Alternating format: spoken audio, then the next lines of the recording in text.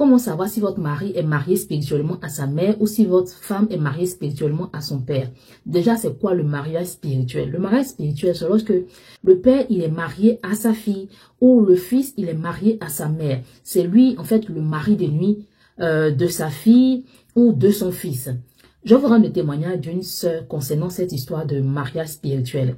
La sœur, elle a dit, elle était avec son ex. Son ex, il aimait à la folie. Il était prêt à tout pour elle. Sauf que tout le temps, elle faisait des songes. Dans les songes, elle voyait sa belle-mère couchée au milieu d'eux. C'est-à-dire sur le lit, elle voyait toujours sa belle-mère qui était à côté. Ou elle faisait des songes où, quand il y a des petites histoires, sa belle-mère apparaît, elle défend son mari. Ou elle faisait des songes où la belle-mère, elle venait lui faire des menaces et tout. Pourtant, dans la réalité, il n'y avait rien de tel. La belle-mère venait par moments, tout se passait bien.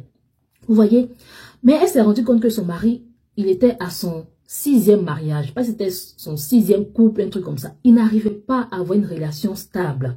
C'est dans les prières qu'elle a découvert que la femme en question, elle était mariée à son mari. Ce qui faisait qu'elle n'a pas pu tenir, malgré l'amour que le monsieur avait pour elle, la relation n'a pas pu tenir. Donc, pour savoir si votre mari est marié spirituellement, regardez aux songes que vous faites vis-à-vis de votre belle-mère.